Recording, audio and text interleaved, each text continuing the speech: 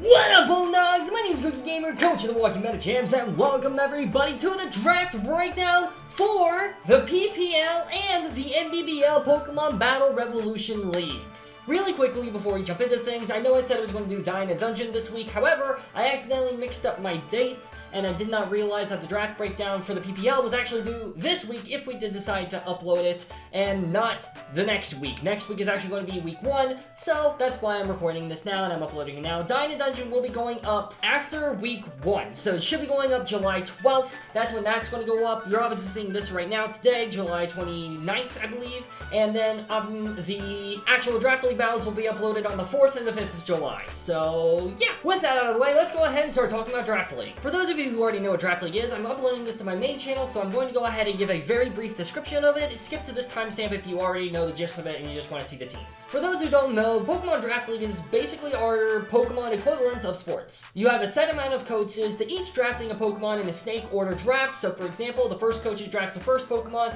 and then the last coach to draft a Pokemon in the round drafts the first Pokemon in the next round, and you essentially create a team out of that. There's also a point value system set up for the Pokemon that you draft. So for example, if I wanted a Mega Dragonite that's worth 18 points, and I only had a set amount of points, I can only get a certain other Pokemon to pair up with Mega Dragonite because I can't just spend all my points on 3 Pokemon. This forces you to draft Pokemon you would normally never see in battle, and sometimes in Draft League, those Pokemon can be the reason you win or lose a game. It's very fun because you get to choose Pokemon that you've never used before. There's no such thing as a VGC meta, so you're just using Pokemon that you're interested in. Some cheap Pokemon get the chance to shine. It's very fun, and it's my personal preferred way of playing Pokemon. I actually have a whole channel dedicated to it, Gokey Battles, which is also linked with this video, as you can see right here. It's actually being uploaded on that video, so the main channel is collabing with it. So yeah, if this stuff interests you, then definitely consider checking it out. And without any further ado, I guess let's go ahead and start talking about the PPL. So the PPL, I still cannot believe I was asked to be a part of this league. The PPL is one of the most well-known drafts, I would say, in the Pokemon content creator space. I'm very excited to be taking part in it. It's full of absolutely amazing content creators, absolutely amazing people. Definitely highly encourage you guys to check everybody out. If I can, I'll leave everybody's links down in the description below. For this league, there is 2 divisions, each with 12 coaches. I'm part of the Fire Main division, and the other division is called the EELEVATE division. For this draft, I ended up getting picked 6th out of 12, which is very hard to do in draft. Usually you want the wheel picks, that way you can pick 2 picks at the same time, especially because this is a Pokemon Champions Draft League where it is VGC, so you're often wanting to draft 2 pairs together. So being 6th was rather unfortunate because I was smack dab in the middle. And I won't lie, my team definitely paid the price for it. So I think for those who recognize some of these Pokemon, I think it's pretty obvious that I was going for a rain team here. Unfortunately, that didn't end up happening. I grabbed our Chaldon thinking that would discourage people from grabbing rain, and then immediately a couple picks later, somebody grabbed Mega Swampert and Pelipper together, and also Basculegion went at the same time, and then Basculegion Female went round 3 after I grabbed my Rain Setter. Overall, it was not a good time. I suffered a lot in this draft process. However, I will admit, despite that being the case, I do still think this team is actually very solid. So without any further ado, let's go ahead and talk about it. Obviously, our Chaldon and Politoed gives me immediate weather control with Drizzle. I'm obviously building mostly a rain team. Our Chaldon functions extremely well in the rain thanks to Electro Shot, which is a super powerful move that becomes a 1-turn move in rain. And weather control is extremely valuable in doubles format, especially in VGC right now. Like I said before, I was hoping to grab Mega Swampert and Pelipper, but unfortunately that immediately went. I did not expect it to go, and I guess I should have grabbed that first, but that's beside the point. I am still very excited to use our Chaldon in the rain. I think it's going to be a lot of fun, and yeah. The next 2 picks are very heavy support picks that I knew were going to be heavily valued right away, and that is Sableye and Vivillon. I think it's how you say it? Vivillon? I don't know how you say it. I have no clue. Sableye is known as a prankster Pokemon, which basically means any move that is a status move is used immediately in the turn order. So despite Sableye's middling speed at base 50, it still will move first most of the time purely because it's going to be using a status move, which is especially valuable if, say, there's a Fake Out user active. You can immediately Encore to lock it into Fake Out and then prevent it from moving, which is obviously very nice. Having access to Reflect and Light Screen as well makes it so that way all of my Pokemon can take their hits better, which is also especially valuable, especially for Pokemon like Archaludon. Being a Ghost type as well makes it immune to said Fake Out, which is also very nice, and being a Dark type makes it immune to Prankster from other Pokemon. So it's a very, very solid pick in my opinion. I think this is a very heavily valued pick, and I'm very excited that I grabbed it. Yes, this sacrificed Basket Legion Female, but I also didn't think that Basket Legion Female was going to go. So, you know, it is what it is. We take our gambles, and we lost that particular gamble, but I also don't think Sableye would have lasted till the next round either. So, ultimately, it is what it is. Vivillon is actually a very interesting Pokemon. So, it has access to the ability Friend Guard, which makes it so that your allies take only 3/4 of the damage they would take otherwise. Obviously, very valuable, especially if you want to stay alive. It also gets access to Tailwind, which doubles your Pokemon's speed, which is very nice for things, once again, like Archaludon and several other picks that you'll see later on. It also gets access to Rage Powder. Rage Powder means the Pokemon that uses Rage Powder becomes the target for every single move coming towards it.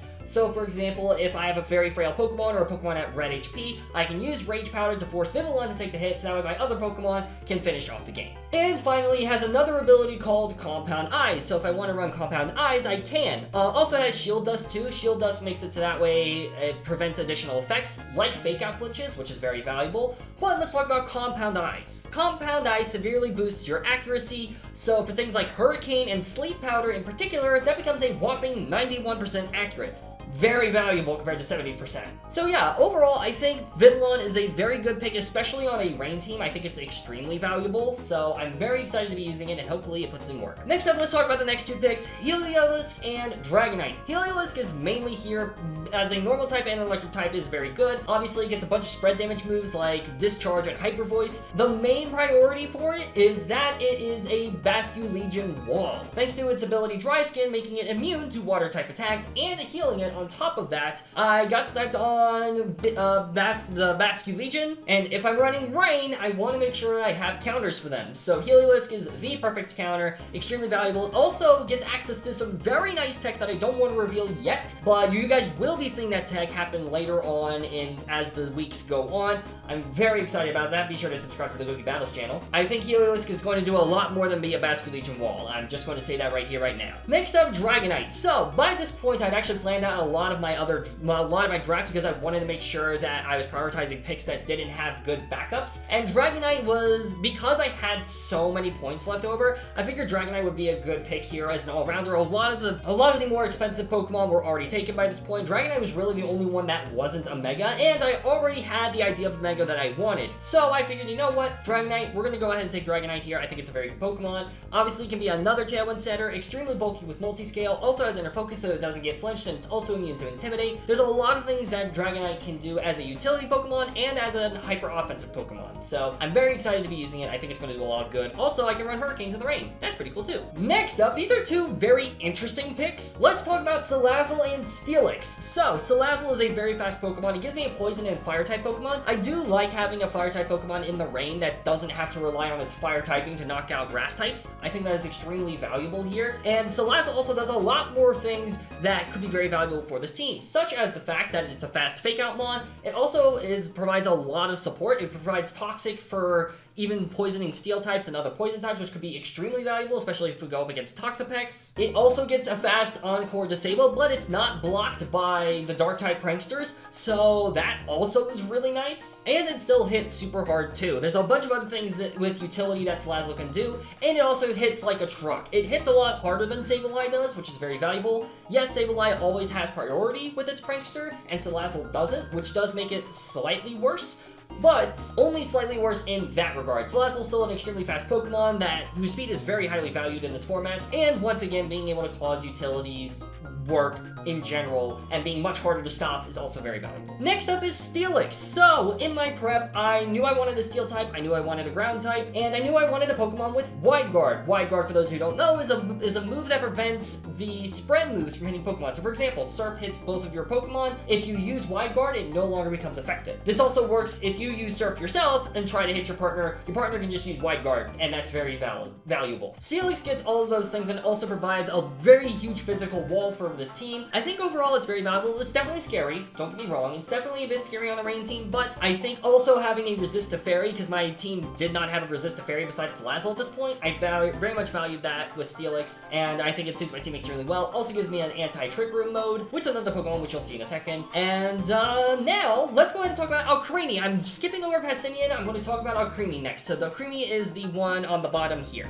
Alcremie was the only fairy type that I was really interested in at this point. There's a lot of fairies that had already gone, and I didn't have a fairy, which is very unusual for me. I do think grabbing a fairy early is very valuable, but Alcremie was still there, and I'm very thankful that I managed to get it. Alcremie also provides a lot of great support. Crucially, it gets Aroma Veil, which prevents things like Encore, Disable, Taunt. I think it prevents Disable, I'm not sure, but it prevents moves like that to make Sableye and Salazzle come online a lot more easily. Plus, it gets access to Decorate as well to raise the stats of my Pokemon, which is also very valuable. And also, it does a decent amount of work. Like Alcremie, if you let it sit for too long, it could sweep teams. So you do have to be very careful with that. I think Alcremie is a very fantastic fit for this team. I'm very lucky that I got it round 10. I was honestly worried I wasn't going to, but thankfully I did get it, and I think it's an extremely valuable pick. Now let's finally talk about my 2 Megas and Passimian. So my original plan for this draft was to get a Pokemon Mega Starmie and Passimian. Those were my original plan because I really wanted to try out the huge power plus receiver tech. For those who don't know, basically Passimian's ability is receiver. So if a Pokemon faints, if its partner Pokemon faints, it takes the ability of that Pokemon.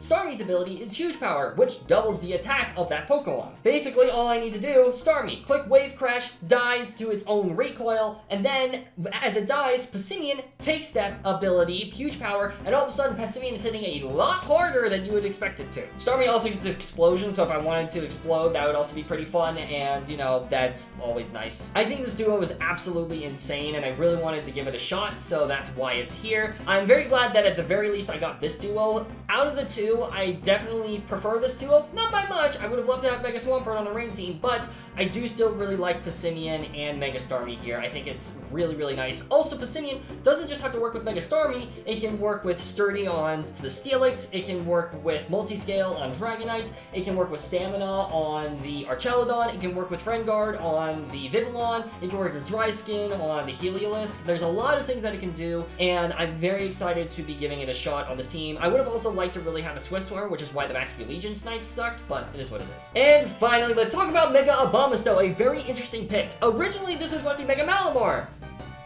I somehow got sniped on Mega Malamar. Yes, I'm just as shocked as you.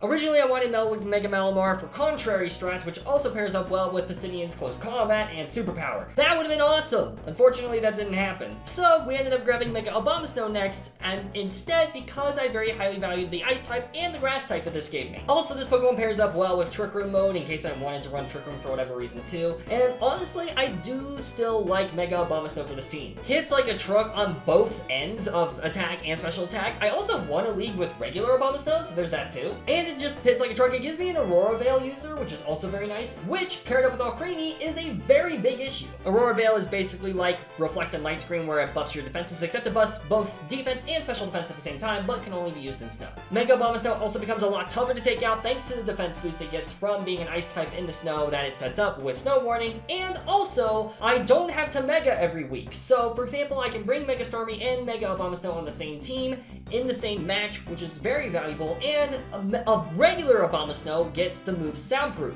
which on paper, while being immune to sound-based attacks doesn't seem like a good thing, there is a huge viability for this in a meta that spams Hyper Voice. Extremely valuable stuff. So overall, I'm very excited about Mega Abomasnow. I think it fits this team, still fits this team really well, despite having a conflicting weather with snow, or with rain, I should say. I still think it works extremely well, and I still think it can provide both utility and hyper offense, which is very, very nice for this team, or I should say slow offense, but you get my point. And yeah, that's the team. It didn't end up exactly the way I wanted it to, unfortunately, but it is what it is. I'm still very happy with it, and I think this is really going to stretch my draft building chops, and I'm very excited about that. So, without any further ado, I think we should go ahead and talk next about the Pokemon Battle Revolution League.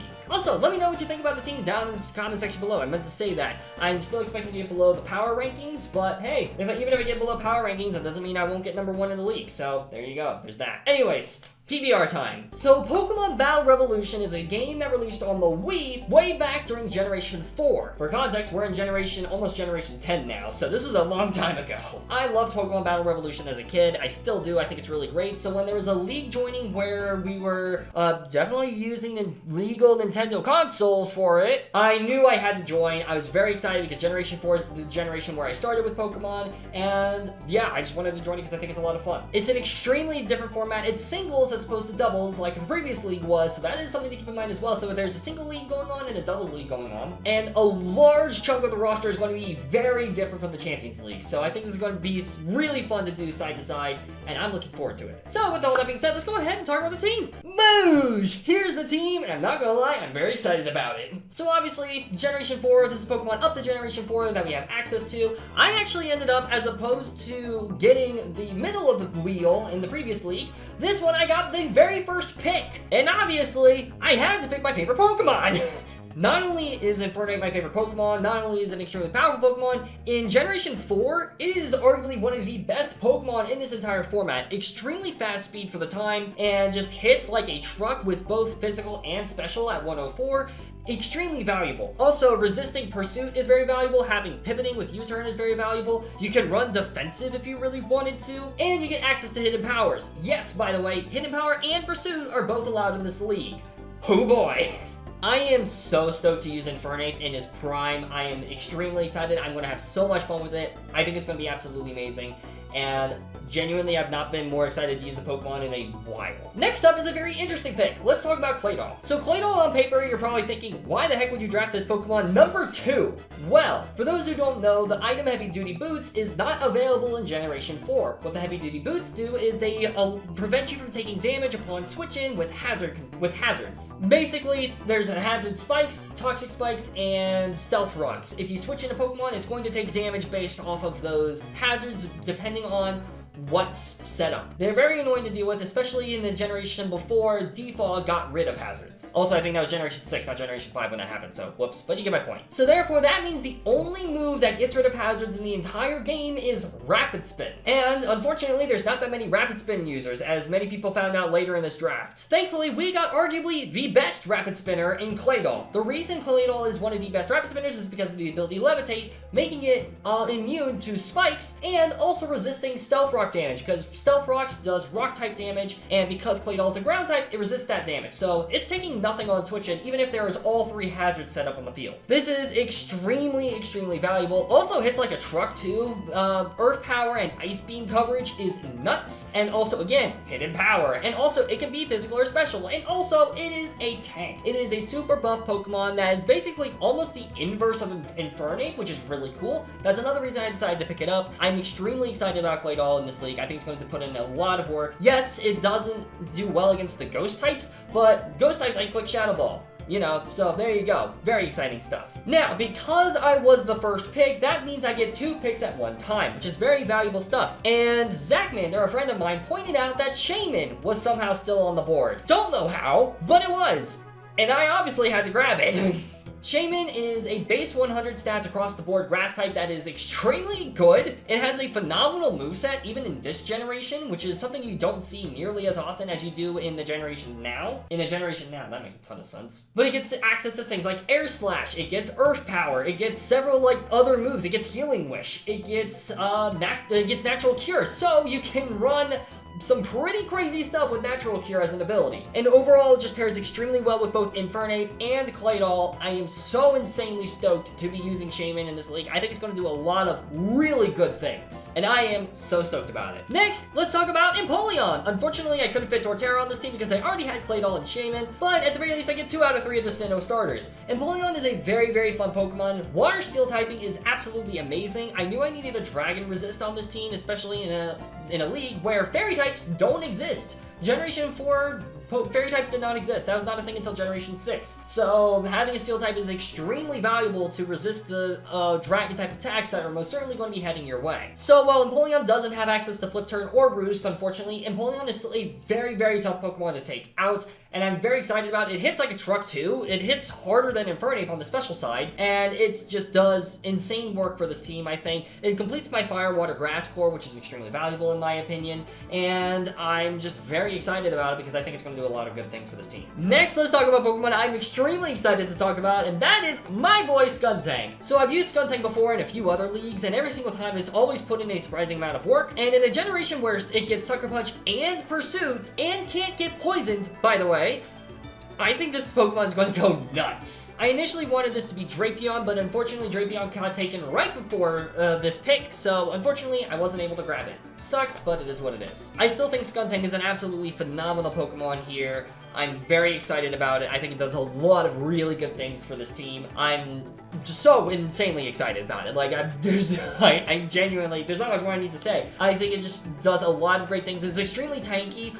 base 104 HP, and it can also hit on this physical or special side. It gets fire type attacks for the steel types that will inevitably try to come in against it. And overall, I think it's just a really good Pokemon. I'm very excited to be trying it out. I think it's going to do a lot of good things for this team. Next, let's talk about the final 3 Pokemon. Unfortunately, I was not able to get my hands on Swellow, a base 125 speed Pokemon. That was going to be my next pick, but unfortunately that also went to Nova, the pick right before me. So that was frustrating, but I still think I got a really good team to kind of round things out. So let's go ahead, first off, talk about Manectric. Manectric just gives me a really fast electric type that hits surprisingly hard. It gets good coverage, not just with hidden power, but also overheat, which is extremely nice. It does not have access to Intimidate, unfortunately. None of these Pokemon have access to their hidden abilities. So for example, Empoleon is stuck with Torrent, and Infernape is stuck with Blaze, which is unfortunate, but you know, honestly, these Pokemon don't need it, which is the other nice thing. Anyways, having electric immunity with Lightning Rod as well as static to paralyze physical attackers is extremely nice in my opinion, and I honestly think even in a league without Volt Switch,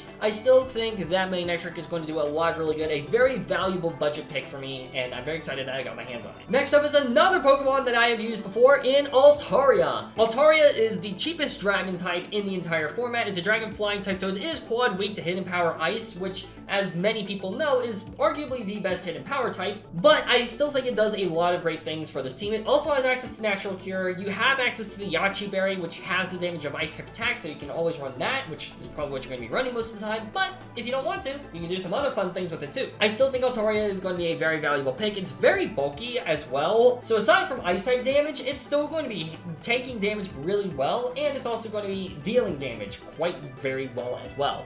Words. I struggle with that. It's definitely a bit more of a gimmicky Pokemon than you prefer your dragon type to be, but I still think Altaria is going to put in a lot of work. I'm very excited about it, and I think it's going to do really great things for this team as well. And finally, we have Frostlass as our final pick. So, I needed a Pokemon faster than Infernape, and while I didn't get the base 125 I wanted, or the base 120, or even the base 115, because a lot of Pokemon got sniped for me, I still think Frostlass rounds out this team extremely, extremely well. The base 110 speed still forces base 125 speed Pokemon to maximize their speed, otherwise a max speed Frostlass will outspeed them. Frostlass also gets moves that can be very valuable, fast spikes Pokemon as well, so I can lead Frostlass, get up spikes immediately, especially if my opponent does not have great hazard removal options. Setting up spikes immediately turn 1 could be game-changing. I unfortunately cannot run Hail with this team because of the fact that I have Snow Cloak, but who's running Hail? Nobody. It doesn't matter. This Pokemon does a lot of great things with like Destiny Bond as well. Also having access to Ice Beam and Shadow Ball coverage. Really, really solid Pokemon. I think this Pokemon is going to do a lot of great things. And yeah, with that being said, that's the team. Yes, I don't have a normal type that I wanted. I was hoping for even Slacking. I thought Slacking would be fun, but I decided against it because I didn't get the other Pokemon that I wanted. But overall, I still think this is an extremely amazing team, and the more I look at it, the more I am a fan of it. And somewhat, honestly, the snipes kind of helped. So, hey, thanks Nova, I guess. Frick you. Yes, I'm trying to find the best of the situation, but still, I'm really excited about this team, and I think it's going to be very, very good. And with that, we can finally start wrapping up the video here. Once again, week 1 for both leagues will be going up. Saturday will be the PPL League, and Sunday, I will be doing my best to get up the NBBL PBR League. I say doing my best because technically that week is week 1 of the NBBL PBR, so I will have just finished the battle by the time it goes up, so no promises, but I will be doing my best to get those videos up. The PPL videos should go up on time, though. That's for certainty. After next week, that will be the Diamond Dungeon video, and then we'll have Inscription the week after that, so be looking forward to that. With all that being said, though, thank you guys so sincerely much for watching. Be sure to check out my Gokey Battles channel. Once again, like I said before, week 1 will be shared on this channel as well, but it will be uploaded on the Battles channel, and also week 2 and on where we'll only be on the Battles channel. So don't worry, the channel's not going to become flooded with Draft League content, but I do highly encourage you to check out the Draft League content channel if this interests you. Like I said before, this is an extremely fun hobby of mine. I love doing Draft League. It's absolutely amazing, and I would love to get some success off of it. So, hey, if you want some free content for the week every week, then there you go. That's perfect. And if you're excited for more roguelike content, if you are coming from the Battles channel, if you're excited for roguelike content, then definitely subscribe to my main channel as well. I've already mentioned Dying a Dungeon and Inscription. We've got a lot more fun content coming for you guys that I think you guys will very much enjoy. And yeah, I'm very excited for what the future of this channel has to offer. I think there's going to be a lot of great things coming. So without any further ado, I'm going to go ahead and start wrapping up here. Thank you guys so much for watching. I really hope you guys enjoyed. Let me know what your favorite Pokemon on each team is. Let me know what you think of each team. And all that being said, I'll see you soon in the next video. Peace out, mates!